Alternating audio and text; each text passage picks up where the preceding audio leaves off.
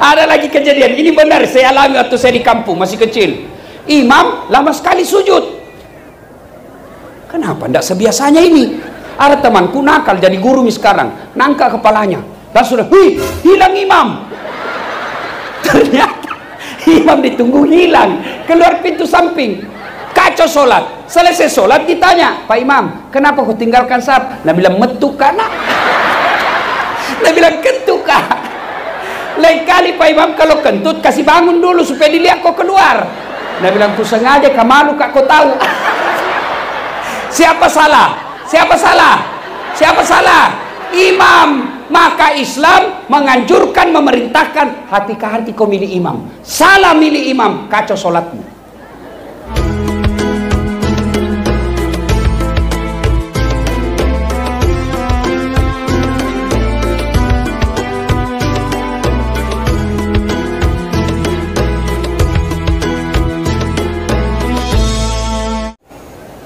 Keliru seorang bupati kalau tidak memudahkan dirinya masuk surga. Kenapa bisa Ustaz? Anggaplah misalnya ini para ulama masuk surga tapi masih ngantri Bu. Ulama Kabupaten Poso masuk surga tapi masih ngantri lama. Kan beberapa itu ulama di sini masih ngantri dia lama karena banyak ulama.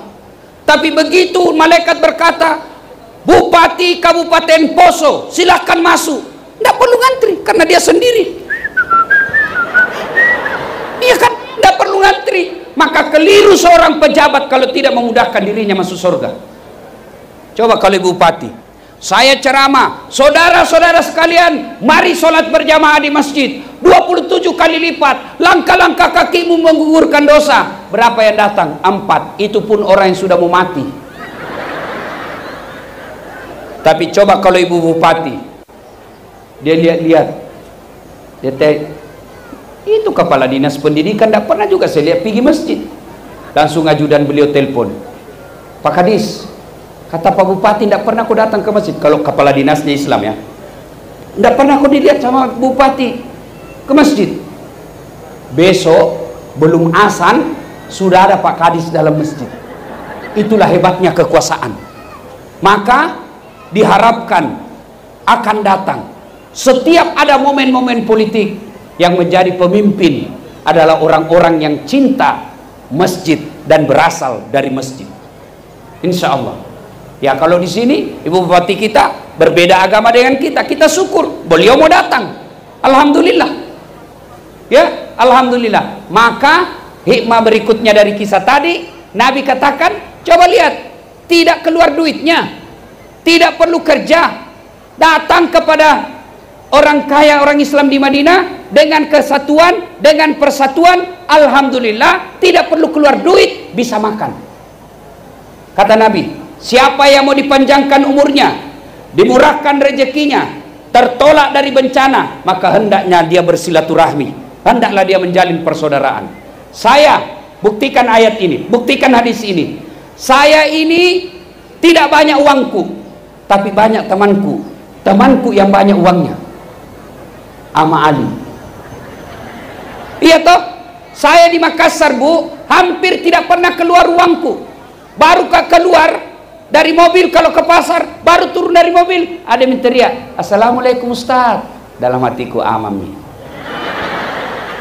Ada yang isi ikan, telur, berapa Ji? Jangan Ustaz, enggak enak bunga balu jangan maki Ustaz. Dalam hatiku itu memang kutunggu.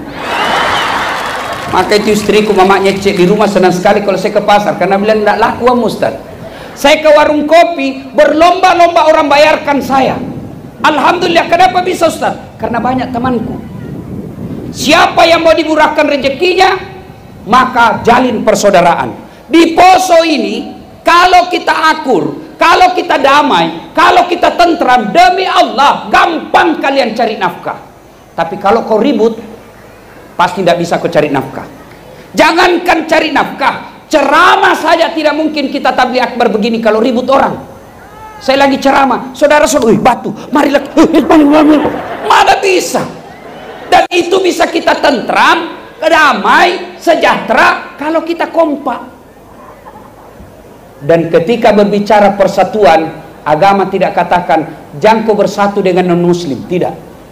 bicara soal muamalah, bicara tentang hubungan kepada sesama manusia.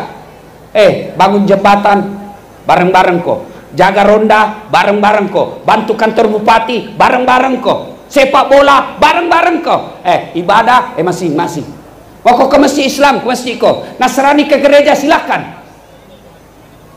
Enak kan orang kalau damai. Yang kedua kata Nabi, orang yang banyak temannya gampang selesai masalahnya. Mana contohnya? Saya pergi perpanjangan SIM kantor polisi, baru keluar dari mobil, keluar Pak Kapolsek, Assalamualaikum, Kapolrestabes, Assalamualaikum Ustaz. Waalaikumsalam. Ada apa ini Ustaz?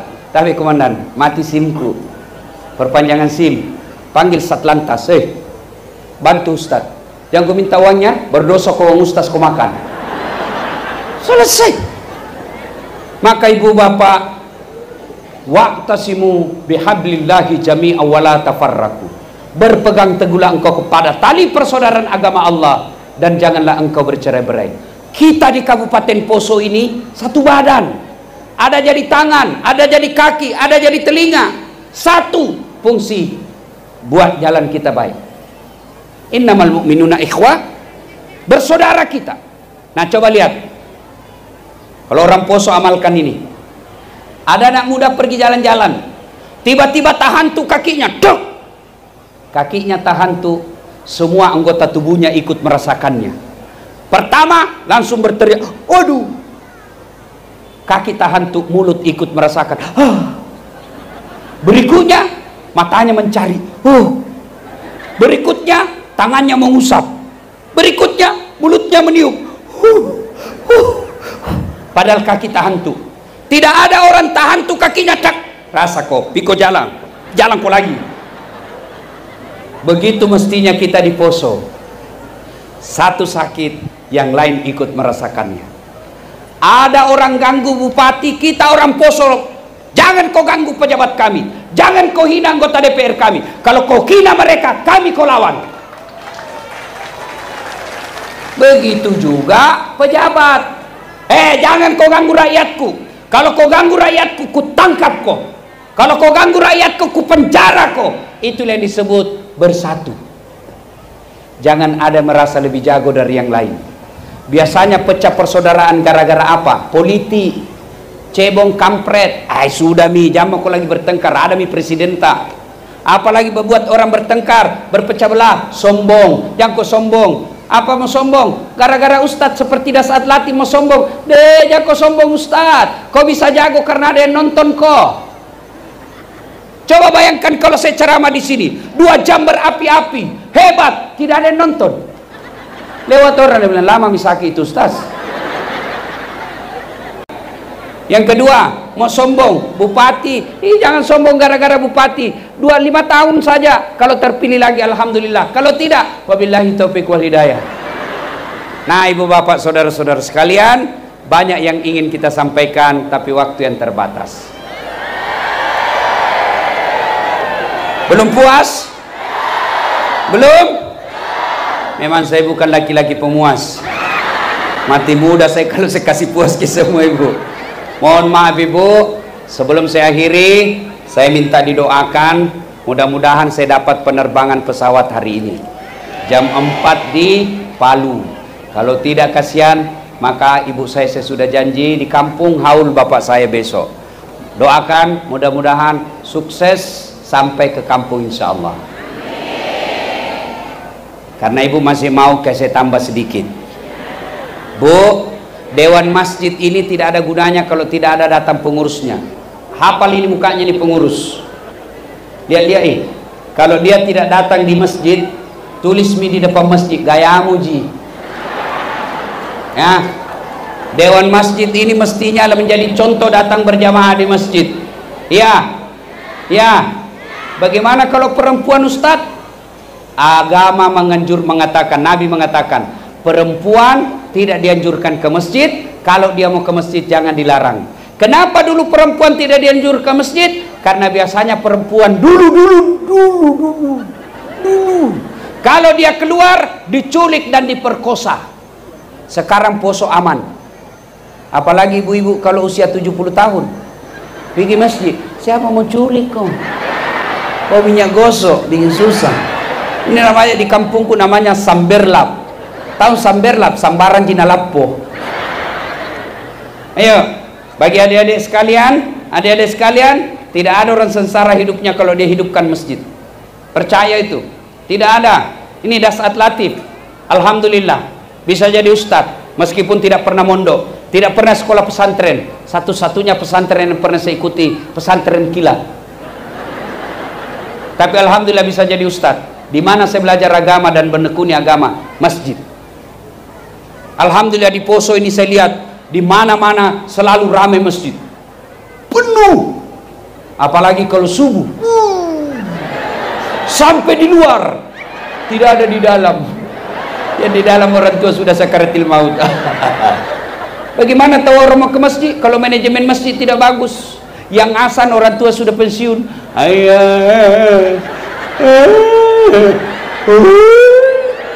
Bagaimana orang tidak jengkel? Ya, dapat lagi penceramah. Mulai salam pertama sampai terakhir neraka terusnya cerita. Kau dibanting, dilipat, ditusuk pantatmu, keluar di mulutmu, ditusuk dua matamu. Dia bilang anak muda jam mau kopi masjid dia bikin takut-takut. Kenapa kena sangin neraka kau cerita? Janji kau sorga tahu kau akan diangkat 7 bidadari. Marah-marah misal ibu-ibu itu kalau cerita ke bidadari. Biar bidadari na cemburu itu. Bagaimana suamimu tidak tersiksa?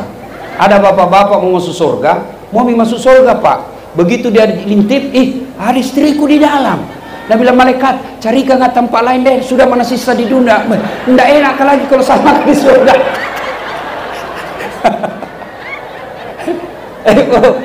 Ya, bagaimana orang mau ke masjid? Sound sistemnya jelek, karpetnya sudah 7 tahun tidak pernah diganti-ganti. Maka datang ke masjid supaya aman orang ke masjid, nyaman ke masjid, buat dia ber-AC, penceramahnya baik, sound sistemnya bagus, karpetnya, imamnya penghafal Quran, muadzinnya anak muda yang baik suaranya. Insya Allah orang senang ke masjid.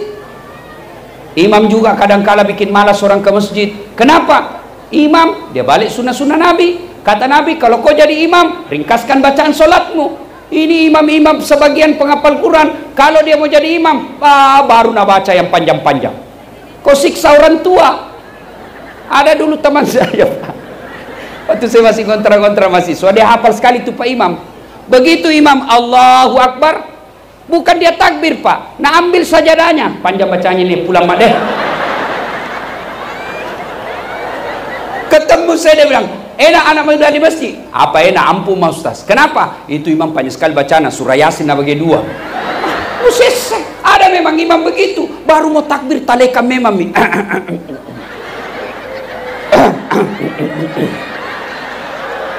Apa nak kau tinggal langkah itu begini selesai nih. Ada imam begitu toh? Ada. Nah saya seorang tua. Orang tua remati di belakang. Baru bisa selesai, angkat lagi kepala anak ke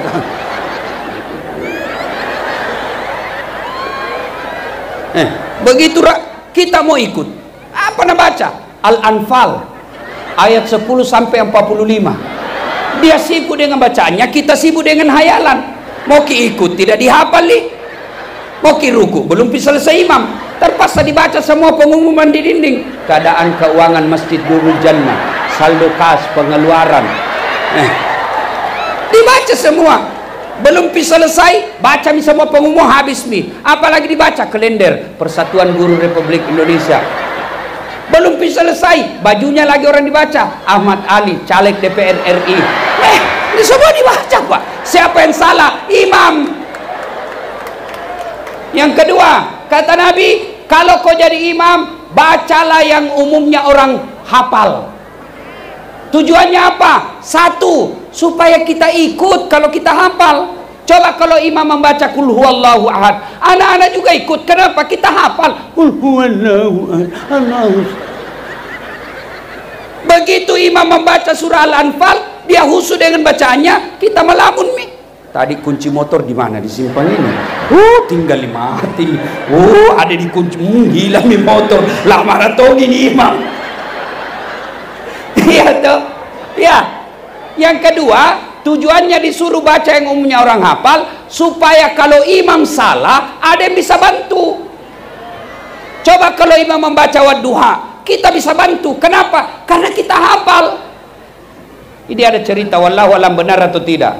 Anak-anak pesantren, hafal Quran, disuruh tes hafalannya. Kau jadi imam nak, tes hafalanmu. Begitu dia jadi imam, tiba-tiba ada cicak jatuh, udah kena telinganya. Kaget. Namanya kaget, stres. Stres, hilang hafalannya.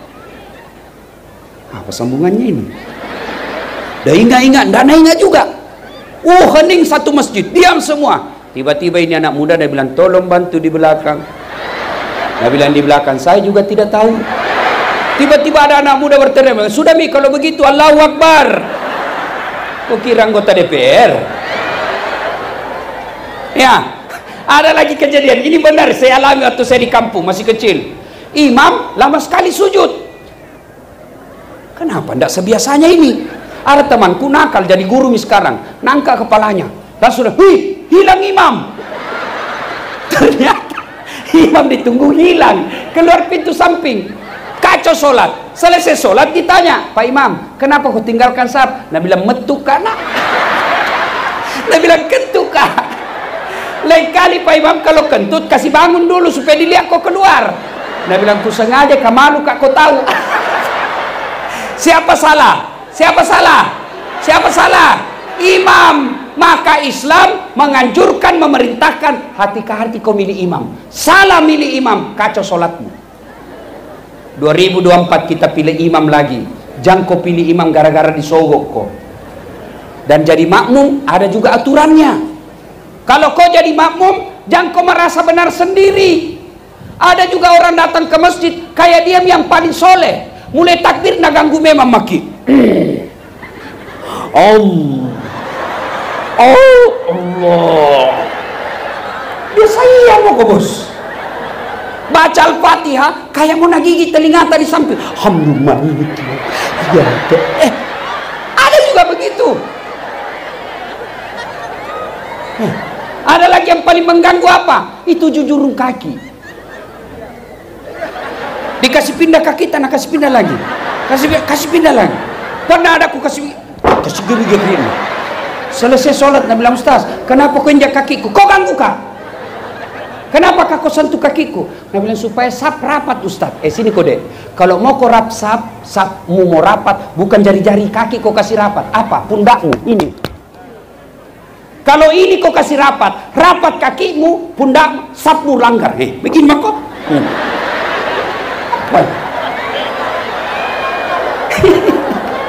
Tapi coba kalau ini pasti rapat. Kemudian ada adab jadi jamaah. Apa itu? Kalau salah imam ada adabnya.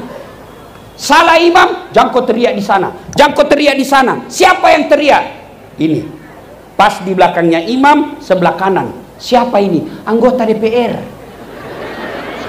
Dan kalau salah, bukan kau, dongok, salah kau. Tidak. Pak Imam mestinya ruku, dia pergi sujud. Dia bilang, Imam salah kau. Tidak. Tapi apa diucapkan? Subhanallah, Maha Suci Allah. Begitu. Jangan teriak semua. Anggota DPR dulu, salah imam. Ini anggota DPR ini, salah bupati. Ingatkan, anggota DPR ingatkan. Jangan kau tuh tidur.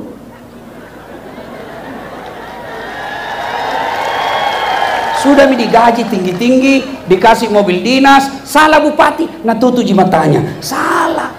Itu adab dan etika berjamaah. Kalian juga kalau berjamaah disunahkan pakai parfum. Kenapa? Supaya kau tidak ganggu bau badanmu orang. Saya itu lebih baik kulupa dompetku daripada kulupa pakai tawas. Bayangkan kalau foto-foto nanti ceramah langsung bau ini. Ceramah mak di televisi, dia bilang, bau kalepaan itu Ustaz. Itu adab berjamaah. Kata Nabi, kalau kau masjid kau sikat gigi kau dulu. Supaya apa? Kau tidak ganggu orang. Bayangkan kalau bangku sembahyang subuh, orang balik kanan, Assalamualaikum warahmatullahi. Kau balik kiri, sampai mati itu dia tahu mulutmu busuk. Itu semua adab. Apalagi adik-adikku ini yang baru belajar Islam, yang baru taubat ngambilan dirinya, kelompok-kelompok hijrah. Kalau berbeda pendapat ke orang dek, terima pendapatnya orang, jangan kau salahkan. Karena kesesatan dan kesalahannya kau tidak tanggung, tapi kapan kau hina dan kau maki, kau berdosa. Kan orang itu kenapa berbeda-beda? Karena Nabi dulu tidak ada videonya, tidak ada fotonya. Jadi kalau hadis cuma mengatakan saya melihat Nabi takbir sejajar dengan bahunya, kan tidak tahu mana itu sejajar dengan bahu. Maka ada ulama begini, ada ulama begini, ada juga kayak tidak makan 3 hari. Ada juga begitu.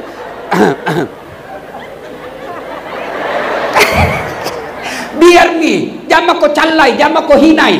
Ada tonji itu. Pendapatnya barangkali nak baca buku.